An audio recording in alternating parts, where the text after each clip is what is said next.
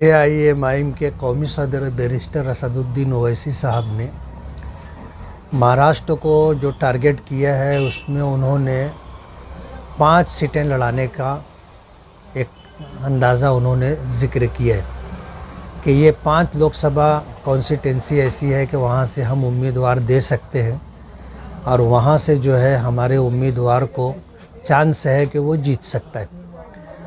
उनमें से एक सीट धुलिया मालेगांव की है। धुलिया मालेगांव में धुलिये में और इसी तरह आउटर है, सटाना है, सिंदखेड़ा है। यहाँ पे जो मुस्लिम आबादी है और मुस्लिम आबादी के साथ जो दलित वोटें हैं, आदिवासी वोटें हैं, उस पर अगर मेहनत की जाए और अगर इन वोटरों का अगर मिजाज बन जाता है तो AIMIM की सीट निकल सकती है, ऐसा एक अंदाज़ा लगाया गया। बात यह है कि इंतखाबात में हार और जीत ही होती है, कोई तीसरा ऑप्शन नहीं होता। और जो आदमी हारने से डर जाता है वो कभी नहीं जीत सकता। अगर जीतना है तो लड़ना पड़ेगा। लड़ने के बाद ही आपको जो है 2 ऑप्शन में से कोई एक ऑप्शन मिलेगा, या तो आप जीतोगे या तो आप हारोगे। और अगर आप लड़ेंगे ही नहीं तो जीत का तो सवाल ही पैदा नहीं होता। इसलिए बैरिस्टर असदुद्दीन ओवैसी साहब ने एक टारगेट रखा है कि महाराष्ट्र में 5 लोकसभा ऐसी है कि अगर वहाँ सही जिहत पर मेहनत हो जाए और इस तरह पिछड़े हुए लोगों को वोटों को अगर इकट्ठा कर लिया जाए तो वहाँ से ये सीटें निकल सकती है। उसमें से धुलिया मालेगांव भी है। आपकी उम्मीदवारी के बारे में ये चल रहा था कि आप उम्मीदवारी करेंगे। अब ये मामला तो असदुद्दीन ओवैसी साहब और पार्टी के ज़िम्मेदारान तय करेंगे कि वो किसको उम्मीदवारी देते हैं। और उन लोगों को मुझ पर काफ़ी एतमाद और भरोसा भी है। और मुझे जो जानकारी मिली है उस जानकारी के अंदर कहीं ना कहीं मेरा नाम है। रह गई मेरी अपनी बात, तब इस सिलसिले के अंदर मैं अभी किसी नतीजे पर नहीं पहुंचा हूं। लोगों ने मेहनत शुरू कर दी है, सर्वे भी करना शुरू कर दिया है, अपना इस्तकबाल भी करवाना शुरू कर दिया है। इस तरह का माहौल बनाने की कोशिश की जा रही है, लेकिन मेरी तरफ से अभी 1% भी इस मामले में कोई पेशरफ्त नहीं है। लेकिन अगर पार्टी फ़ैसला लेती है तो पार्टी के ज़िम्मेदारों से फ़ैसला करने के बाद हम भी किसी नतीजे तक पहुंच जाएंगे। साहब, ये जो 2 कॉन्स्टिट्यूशन धुलिया और मालेगांव, यहाँ पे MIM के MLA है, 6.5 लाख मुस्लिम आबादी है।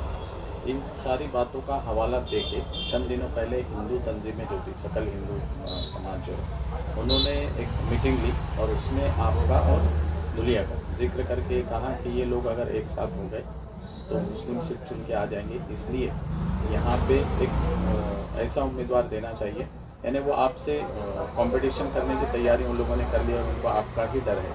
तो इसको आप कैसा देख रहे हैं हिंदू तंजीमों के? अब क्या, हिंदू तंजीमें अपनी फ़िरका परस्ती की बुनियाद पर जो सर्वे करती हैं, उस सर्वे के पेश नज़र उनके सामने जो भी सर्वे रिपोर्ट आई होगी उसके पेश नज़र उन्होंने फ़ैसला आपस में बातचीत की होगी और किसी नतीजे तक पहुँचे होंगे। और अगर वो ऐसा समझ रहे हैं कि मैं उनको टक्कर दे सकता हूँ, जीत हार तो आवाम के हाथ में है, वो जिसको वोट देंगे वो चुन करके आएगा। लेकिन ये कि अगर वो ये समझ रहे हैं कि उनके लिए अगर कोई मद्दे मुकाबिल है वो मैं हूँ, तो ये मेरे लिए बड़ी बात है। आप उम्मीदवारी कर सकते हैं, पार्टी के ऊपर है। पार्टी के वरिष्ठ अगर इस तरह का कोई फ़ैसला लेते हैं और माहौल अगर बनता है और उसी के साथ मुझे अच्छे सपोर्टर मिल जाते हैं तो इलेक्शन लड़ा भी जा सकता है। वो लोग मुद्दे जो है उन्होंने लव जिहाद, लैंड जिहाद, इलेक्ट्रिक जिहाद, इन सारे मुद्दों का जिक्र बार बार किया जा रहा है अभी मालेगांव के बारे में, दुनिया के बारे में। तो आप इसको कैसे सकते हैं? असल में क्या है, फ़िरका परस्त लोग जो है इन्हीं चीज़ों को उन्वान बनाते हैं। आप अगर देखें कि पूरे मुल्क में आज जो नफ़रत की सियासत की जा रही है और माइनॉरिटीज़ में जिस समाज को टारगेट किया जा रहा है वो मुसलमान है। यानी ऐसा लगता है कि अब पूरे देश ने सिर्फ मुसलमानों को टारगेट कर लिया है। और आप देखो कि उन लोगों ने जो उन्वानात तय किए हैं, जैसे लव जिहाद, अब जाहिर बात है ये बिल्कुल बेबुनियाद बात है और ये सच्चाई इसमें ऐसी नहीं है जैसी वो सुझाना और बताना चाहते हैं।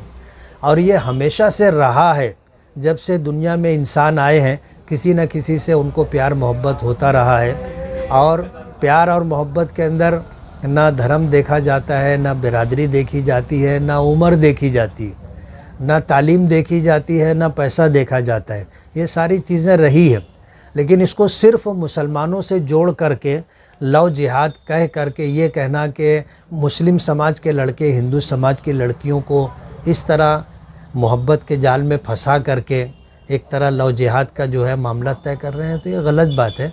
हमारी बहुत सारी बच्चियां ऐसी हैं जो गैर मुस्लिम लड़कों के साथ प्यार मोहब्बत करके मुर्तद हो करके जा रही हैं, लेकिन इसको उन्होंने उजागर नहीं किया, सिर्फ एक तरफा बात बताई जा रही है। इसी तरह जो है आप देख लो हिजाब का मसला है, हिजाब हर समाज में है। आप मारवाड़ी समाज देख लो, जैन समाज देख लो, हिंदू समाज में जो ख़ानदानी लोग हैं उनमें तो ऐसा भी है कि कभी बहू अपने खुसर के सामने चेहरा खुला हुआ चेहरा लेकर के नहीं आती, वो अपना पल्लू खींच लेती है, साड़ी आगे कपड़ा आगे कर लेती है, जेठ के सामने अपने ससुर के सामने कभी उस तरह वो लोग नहीं आते। तो जो शरीफ हैं ख़ानदानी लोग हैं उनके यहाँ आज भी पर्दा है, चाहे उसको इस्लामी पर्दे का नाम न दिया जाए, लेकिन फितरी तौर पर औरतों में जो शर्म व हया होती है और ख़ानदानी निज़ाम और कुछ बिरादरियों में इस तरह की बातें हैं कि उनके अंदर भी हिजाब है, लेकिन ये सिर्फ इल्ज़ाम मुसलमानों पे लगाया जा रहा है।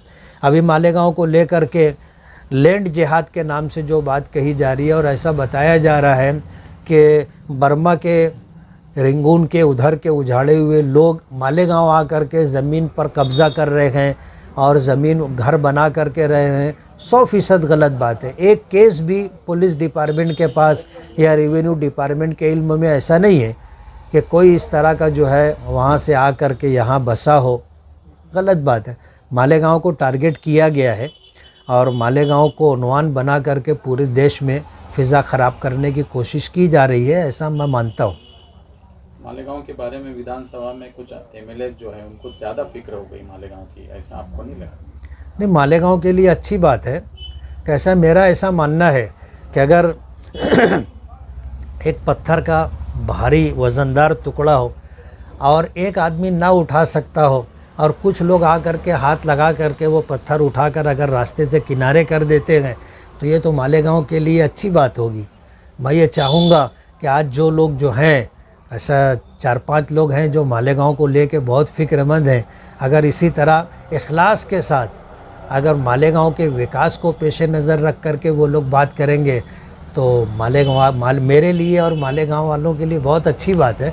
हम तो उनको मोस्ट वेलकम कहेंगे।